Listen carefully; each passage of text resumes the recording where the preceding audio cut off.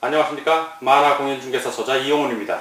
오늘은 부동산학개론 제6강 제1편 부동산학 총론의 제2장 부동산의 특성 또는 속성이라고도 합니다.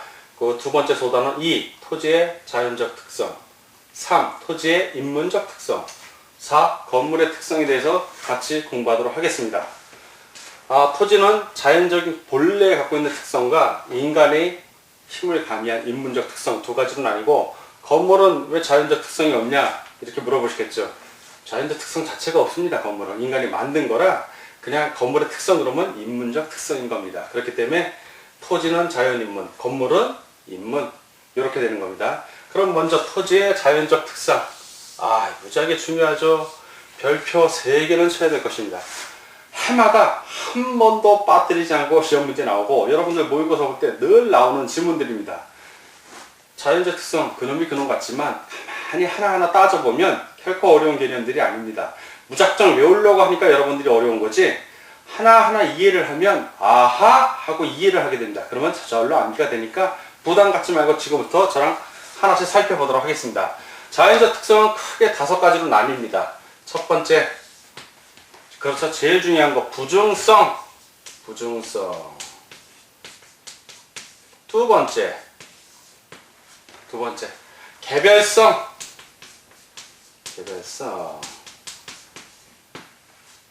세 번째 영속성. 자산으로서의 가치가 바로 이 영속성 때문이라고 하는 거 기억이 나셔야 될 겁니다. 안 나도 상관없습니다. 자꾸 반복해서 보면 저절로 이해가 가니까.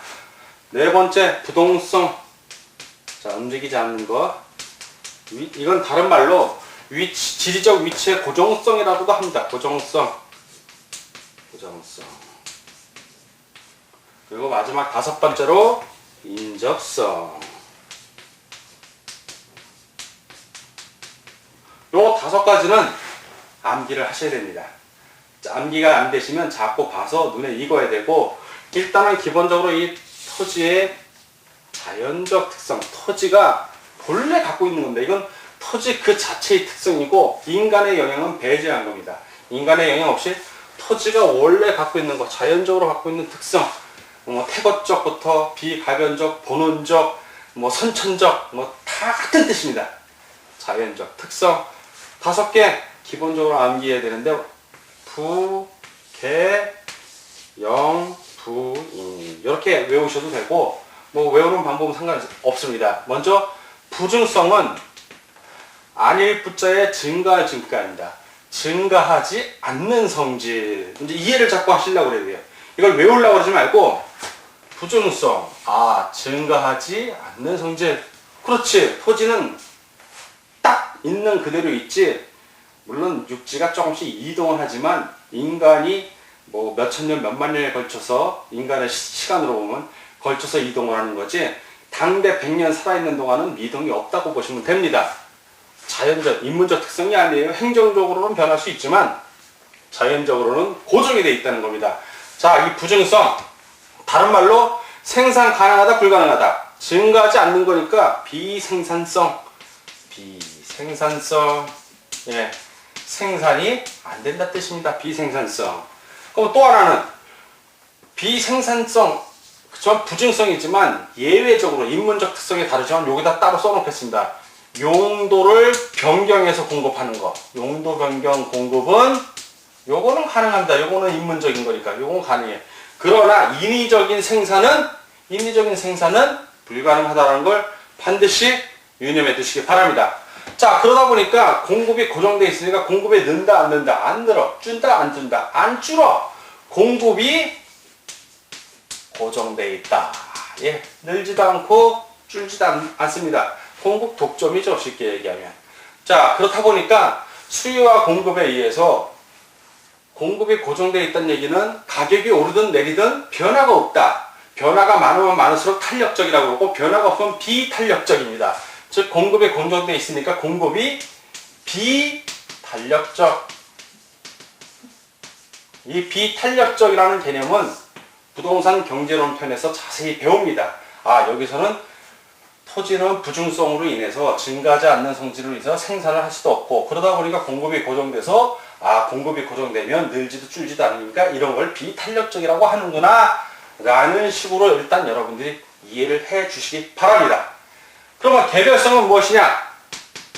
토지는 다 따로지는 각 필지가 똑같은 필지가 하나도 없습니다. 사람 얼굴이 다 다르듯이 땅도 다 달라. 그 뜻이에요. 개별. 토지는 개별성이다 이거야. 대체할 수 있다 없다? 없죠. 여러분을 다른 사람과 대체할 수 없지 않습니까? 예, 가안을 대신 위장으로 대체할 수도 없고, 이거 바로 개별성을 대체할 수 없다 해서 비대체성. 예, 토지는 다 개별적으로 존재해요. 개별적으로. 비대체성. 그러다 보니까 이걸 다른 말로 개별성, 비대체성 같지가 않잖아요. 한자로 같지 않다. 또 부동성이라고 해요. 이런 부동성입니다. 이거는. 여기서 말하는 부동은 요거는 움직일 동자. 움직이지 않는 성질. 안일 붙자 다 똑같고 움직이지 않는 성질이고, 여기서는 부동성. 요 부동성과 요 부동성을 차이를 두기 위해서 이 부동성이란 말 대신에 개별성이라는 용어를 많이 씁니다. 그렇게 이해를 하시면 되고, 비대체성, 같지 않은 성질, 그러니까 개별성입니다. 개별성. 이런 개별성 때문에 다 달라요. 부동산, 토지가 갖고 있는 성질이 다 다르다 보니까 일반 이론을 도출하기가, 어떤 일반적인 이론을 도출하기가 쉽다, 어렵다? 어렵다. 예, 어렵다. 라는 걸 이해하시면 됩니다. 세 번째, 영속성. 자, 자산으로서의 가치에 있어서 토지에 우리가 투자하는 이유는 부중성과 영속성 때문이라고 했습니다. 부중성, 늘지 않으니까 자산으로서의 가치가 있고, 영속성, 영원히 보존되니까 자산이 계속 유지가 되는 것입니다. 그래서 이 두 가지에 의해서 자산으로서의 가치가 부동산에 있는데, 이 영속성, 자, 다른 말로 불멸, 없어지지 않는다는 얘기죠. 불멸성, 불멸의 이순신 기억나죠? 이순신 장군은 우리 역사가 계속되는 한 영원히 계속된다. 영속성, 같은 말입니다. 또라는 말로는 괴멸되지 않는다. 불괴성, 예, 같은 말입니다. 다 영속성을 지칭하는 다른 표현이라고 보시면 됩니다. 이 영속성에 의해서 토지는 보존력이 매우 우수합니다. 자, 보존력. 특별하게 오염이 되지 않는 이상 그 토지는 그대로 간답니다. 자, 보존성. 그리고 관리하기가 쉽죠. 예, 관리 의의가 확대되고, 그리고 장기적으로, 영속적으로 유지가 되니까 투자를 할 때 단기간에도 투자를 하지만 장기적으로도 고려를 합니다. 장기적으로 투자를 한다. 장기 투자. 결국 투자 선호로 대상이 되는 이유는 이 영속성에 의해서 나오는 것입니다. 부동산의 자연적 특징 중에서. 그러면 부동성은 뭐냐? 움직이지 않는 성질이에요. 딱 고정이 돼 있어. 절대 안 움직여. 그래서 이거를 비이동성, 다른 말로 비이동성, 이동하지 않아요. 딱 고정이 돼 있어. 주소가 한번 정해지면 움직이지 않듯이 토지의 이 부동성에 기인해서 주소가 나오는 겁니다. 그러면 이거는 바로 어떤 성격이 나타나냐? 등기를 할 수 있는 거죠. 등기를. 몇 번지는 누구 땅 그래버리면 땅에 움직이지 않는 이상 그 등기도 변함이 없다는 겁니다. 그래서 이 부동성에서 등기 제도가 나오는 겁니다. 고정이 되어 있기 때문에 이 부동성. 그러다 보니까 그 등기가 되고 부동성에 의해서 공법적인 제한도 받게 됩니다. 그리고 이 등기를 통한 공시를 받게 되고, 자, 이 부동성에 의해서 토지가 딱 이렇게 고정이 되어 있어요. 위치가 고정이 되어 있다 보니까 멀리 있는 토지하고 이 토지하고는 영향을 줄 수도 있고 받을 수도 있지만, 지역적으로 너무 멀리 있는 토지는 이 토지에 영향을 좀 덜 주고, 지역에서만 이 고정이 되어 있다 보니까 시장에 영향을 받습니다. 외부 환경이라고 할 수도 있는데, 그 지역에 영향을 받다 보니까 부분 시장이 되는 겁니다. 이렇게 부분 시장화. 그리고 부분 시장화 될 뿐만 아니라 이 외부에, 예를 들어서 내가 어떤 주택을 하나 갖고 있습니다. 이 지역에 주택을 갖고 있는데, 이 주택 옆에 공장이 들어오기도 해요. 자, 공장이 들어온대. 자, 공장이 들어오면 매연이 발생하니까 내 집값은 올라간다, 내려간다? 내려갑니다. 자, 나는 시장에 아무런 그 영향을 미치지 않았어요. 이 주택시장에. 가격의 변화에 아무 영향을 미치지 않았고, 이 공장은 이제 들어올 뿐인데도 내 주택의 가격이 오르기도 하고 내리기도 하는데 내립니다. 이때는 외부 불경제라고 해요.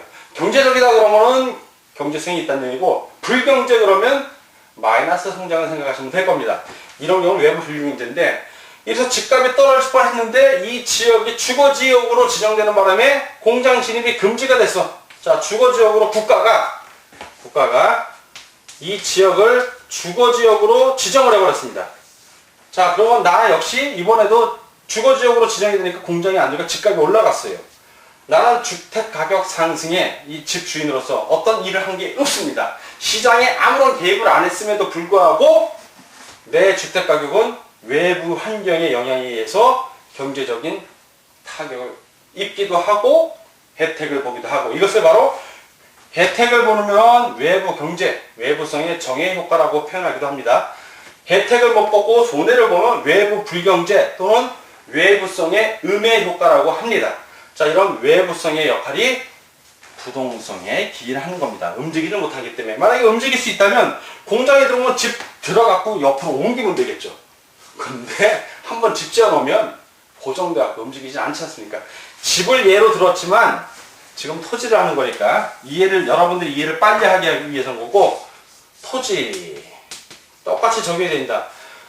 내 토지에 원래 이 지역이 상업적으로 개발이 되기로 했으면 나는 토지 가격이 상승이 하니까 외부 경제 효과를 받는데, 내 토지 주변에 공장에 두기로 하면 이 토지의 가격은 하락을 하는 겁니다. 외부 경제에 영향을 받기도 하고 덜 받기도 합니다. 즉, 이 부동성에 의해서 외부 경제에 영향을 받기도 하고 안 받기도 하는 것입니다. 자, 그리고 다섯 번째, 인접성. 자, 토지는 내가 갖고 있는 토지가 있으면 그 옆에 있는 토지하고 인접해 있다, 인접해 있지 않다. 인접해 있죠. 다 붙어 있잖아요. 토지와 토지의 경계는 우리가 땅을 보러 가면 내가 여기서 임야를 1000제곱미터, 요즘은 평이란 단위는 안 쓰니까 1000제곱미터를 사고 싶어요. 그래서 이 임야를 보러 가면 이 땅, 야산의 평지에 이제 임야가 있는 겁니다. 보면 금이 그어져 있지는 않아요. 가보면 금이 없어. 이 선, 경계라는 거는 지적도에 존재하는 거예요. 지적도에 존재하는, 실제 가보면 아무것도 없어. 경계는 나눌 수가 없어요. 그냥 선으로만 존재할 뿐이야. 우리의 관념상. 그걸 지적도에 표시했을 뿐이고, 가보면 없어, 경계가. 왜? 인접해 있기 때문에. 민법상의 경계로 해서 집과 집 사이에 담은 있을 수 있지만, 지적도에는 그 담은 의미가 없고 직선으로 된 경계만 의미가 있는 겁니다. 그 경계는 지적법상 나눌 수가 없는 거예요. 공유하는 거지. 자, 이런 식으로 인접해 있습니다. 그러다 보니까 내 땅이 어느 한 지역에, 이러한 지역의 한 부분으로 있다 보니까 이 지역이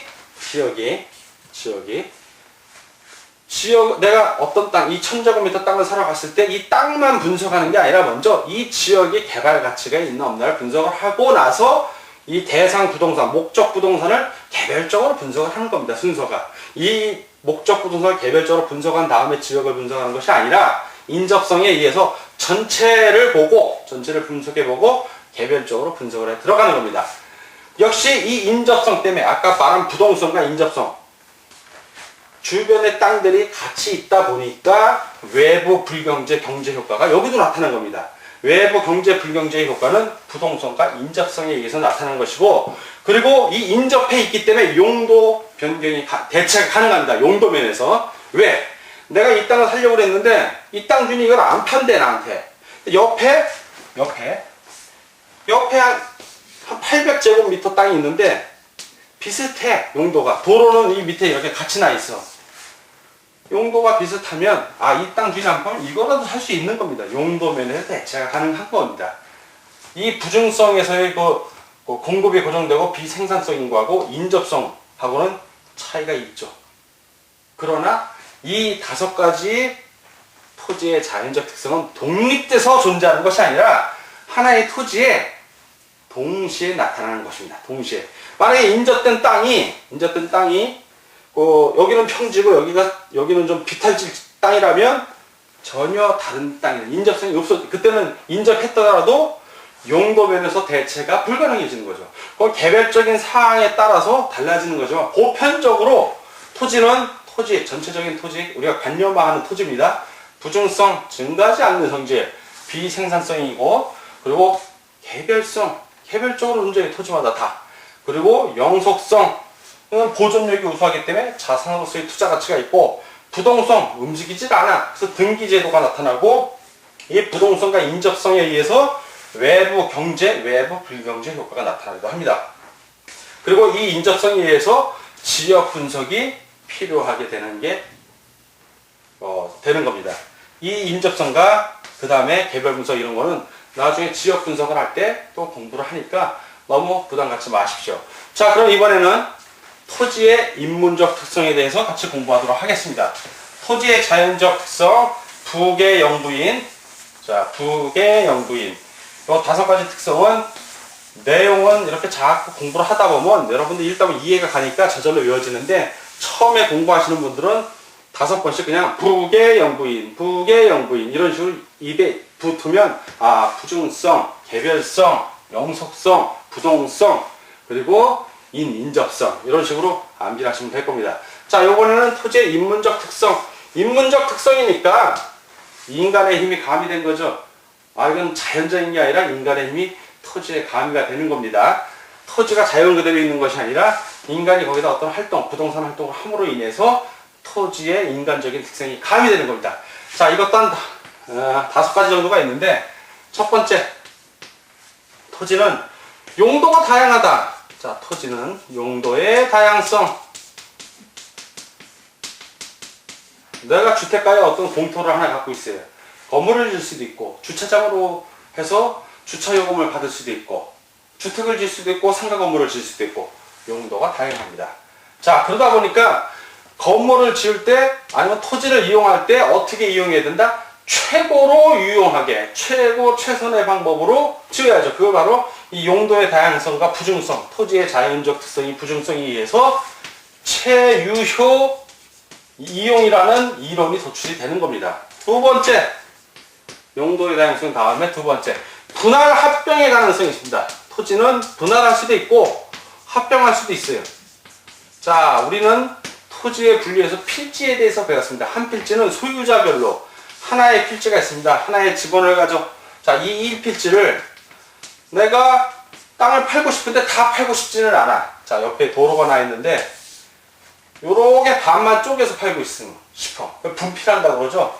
한 필지를 나누는 거예요. 나눌 분자 써서. 그러면 요 1필지를 분할을 하고 토지 분할을 해요. 시군구청에 등록 토지 분할한 다음에 그 토지 분할한 거를 또 등기소에 분필 등기를 하면 토지가 이것도 1필지, 이것도 1필지, 개별 필지 등대. 이걸 분할이라고 하고, 반대로 각각 이렇게 한 필지, 1필지가 있는데, 1필지가 있는데, 내가 여기 이 두 필지를 합쳐서 하나의 건물을 짓고 싶은 거예요. 어떤 목적이 있어서. 그러면 이 필지를 하나로 합의할 수가 있겠죠. 토지 합병이라고 합니다. 그럼 토지 합병을 신청해서 시군구에 토지 합병을 신청해서 등록을 해요. 토지 합병. 그리고 그걸 토대로 등기소에 합필 등기를 하면 됩니다. 그러면 이 필지가 하나의 합필이 돼서 한 필이 되는 겁니다. 그게 바로 분할 합병의 가능성입니다. 주로 땅이 넓으면 이제 나누게 됐죠. 땅이 넓으면 분필을 하는데 그 분필을 하는 규모는 바로 규모의 경계점. 즉, 그 어느 땅이 커지다가 하나가 이렇게 커지다가 면적이 이제 내가 소유한 땅이 많아지는데 그게 나누는 것이 오히려 이익일 때 그때 분필을 하게 되어 있는 겁니다. 자, 세 번째는 첫 번째 용도의 다양성, 인문적 특성입니다. 두 번째 분할 합병의 가능성. 자, 세 번째는 사회적, 경제적, 행정적 위치의 가변성. 이거 들어본 것 같네. 예, 가변성. 위치로서의, 부동산의 위치로서의 가치에 있어서 절대적 가치는 절대적 위치는 고정이 되어 있고 변하지 않지만 사회적, 경제적, 행정적 위치는 변할 수가 있습니다. 행정구역이 바뀐다든가, 도로가 없던 땅에 도로가 생김으로 인해서 새로운 경제적 이익이 창출되다든가, 그런 것이 바로 사회적, 경제적, 행정적 위치의 가변성입니다. 자, 이것은 요 사회적, 경제적, 행정적 위치의 가변성에 의해서 부동산을 투자하거나 투기하게 되는 겁니다. 누군가가 정보를 선점했어. 자, 어떤 지역에 토지가 있는데, 자, 이 토지가 있는데, 이 토지가 다 그냥 개발이 아직 안 된 상태라고 치는데, 이 토지 앞에 도로가 나게 생겼어. 그 정보를 누구나 다 알면 이 토지 주인이 안 팔겠죠. 근데 이 정보를 살려는 매수인은 하고 매도인은 몰라. 그러면 그 매수인은 토지 주인한테 팔라고 해서 좀 값을 더 주겠다 해서 사겠죠. 그러니까 투자나 투기가 되는 겁니다. 그 사람 입장에서는 투자고, 만약에 그게 사회적인 물의를 일으킨다면 투기가 되는 겁니다. 그게 투자하고 투기는 참 구분하기가 애매해요. 예, 그건 여러분들이 공인중개사 공부를 하시는 분이니까 확실히 짚고 넘어가야 되는 게, 투자와 투기는 결코 쉽게 구분할 수 있는 건 아닙니다. 왜? 투기하는 사람 입장에서는 제3자의 입장에서 볼 땐 투기라고 볼 수 있지만, 그 사람은 이익을 창출하기 위해서 자기가 미래에 소비할 돈을 소비를 안 하고 참고 있다가 그 땅에 묶어놓는 거거든요. 그러니까 그거는 엄밀히 투자인지 투기인지 잣대로 질 수 있기가 애매하다는 거 꼭 알아두십시오. 물론 투기하면 안 되죠. 자, 네 번째, 인문적 특성에 의해서 사람들에게 토지, 부동산 활동은 사람들에게 이익이 되게 활동을 해야 됩니다. 그래서 바로 이게 사회성과 공공성을 띠게 됩니다. 즉 공사이익 조화의 원리가 기억이 나시죠? 예, 토지 공개념 개념이 나오는 거고, 다섯 번째로는 지역성. 자, 지역성. 토지의 자연적 특성 중 부동성에서 기인하는데 움직이지 않아. 부동성과 인접성이 있어. 이렇게 인접성이 있어. 사람들이 어울려 살아요. 그러다 보니까 토지는 그 지역적인 특성을 띠게 되는 겁니다. 그 해안가는 어촌이 형성이 됐고, 산간 지역은 산촌마을이 형성이 되고, 평야지대는 농촌마을이 형성되는, 우리 조선시대를 생각하면 그런 식으로 지역성이 형성이 되는 겁니다. 공장 도시에는, 공장이 발달한 도시는 공업지역이 형성이 되는 거고요. 자, 이런 토지의 자연적 특성과 인문적 특성을 받고, 자, 이번에는 토지, 건물은 자연적 특성은 없고, 건물은 인문적 특성만 있습니다. 그래서 이 인문적이라는 말을 안 써도 건물의 특성 그러면 무조건 인문적 특성을 여러분들이 염두에 두시면 됩니다. 자, 인문적 특성, 건물의 특성. 건물의 특성 역시 한 5가지 정도가 되는데, 첫 번째, 건물은 토지와 달리 영속적이다, 비영속적이다. 비영속적이죠. 건물 한번 지면 천년만년 가는 게 아니라 한 몇십 년, 길어야 한 100년 지나면 나이가 더 허물어집니다. 그게 바로 비영속성. 예, 건물은 가장 큰 특징이 영원히 가지를 않는다는 겁니다. 두 번째, 종속성. 자, 건물의 특징에 종속성이 있어요. 종속성을 다른 말로 토지의 개별적 요인의 지배성이라고 하는데, 당의 토지의 용도는 축조되는 건축물에 의해 결정이 됩니다. 자, 토지가 있으면 이 토지의 용도는, 토지에 주차장을 지으면 주차장이 되는 거고, 상가 건물을 지으면 상가 건물 용지가 되는 겁니다. 자, 이 건물에 의해서 이 토지는 영향을 받아요. 반대로 이 토지에 의해서 또 건물이 영향을 받기도 하죠. 집안이 워낙 약해. 그럼 높은 건물은 못 짓죠. 예, 그런 식으로 이 종속성은 2가지 특징을 짓는데, 하나는 건물이 토지에 영향을 주는 거고, 반대는 토지가 건물에 영향을 주기도 합니다. 결국 건물은 건물의 특성을 배우는 거니까, 건물의 특성의 이 종속성은, 건물은 토지의 지배를 받기도 하고 반대로 토지를 지배하기도 한다. 2가지 특성을 다 갖고 있는 걸 종속성이라고 합니다. 세 번째, 대체성. 건물은 대체가 가능해요. 아파트를 생각하시면 쉬울 겁니다. 아파트. 예를 들어서 어떤 건설이 있어요. H건설이 아파트를 쭉 지었어. 그러면 내가 요 아파트에 못 살면 그 뒤에 있는 아파트, 같은 평수에, 같은 제곱미터, 전용 면적의 아파트를 구입을 하면 됩니다. 같은 층수에 있는, 똑같은 걸로. 그래서 대체할 수가 있습니다. 자, 이게 재생산이 가능하다는 얘기입니다. 자, 그 네 번째. 건물은, 토지는 부증성, 비생산성이라고 그러는데, 건물을 생산하면 돼. 간단해요. 생산성, 생산 가능성. 건물은 생산 가능합니다. 생산 가능성. 네, 생산하면 되죠. 공장에서 물건 찍듯이 건물을 만들어내면 돼. 똑같이도 만들어내. 지적적으로 위치가 다르기 때문에 가격 차이가 있는 거지. 건물은 생산 가능합니다. 다섯 번째로는 동질 가능성. 네. 생산이 가능하고 대체도 가능하지만 똑같은 질, 동질의 물건을 만들 수 있듯이 동질의 아파트를 짓는 겁니다. 자, 동질 가능성. 그래서 건물의 특성은 비영속성, 종속성, 대체성, 생산 가능성, 동질 가능성 이 다섯 가지 특징이 있습니다. 오늘은 제6강 토지의 인문적 특성 다섯 가지 하고 토지의 자연적 특성 다섯 가지, 인문적 특성 다섯 가지, 그리고 건물의 특성, 인문적인 것만 있다고 했으나 그 다섯 가지를 같이 공부하였습니다. 워낙 토지의 자연적 특성, 인문적 특성, 그리고 건물의 특성은 중요하기 때문에 해마다 시험 문제로 꼭 나옵니다. 그러니까 여러분들께서 밑줄을 좀 그어가면서 주의 깊게 공부해 주시기 바랍니다. 자, 이것으로서 오늘 부동산학교는 제6강 강의를 마치도록 하겠습니다.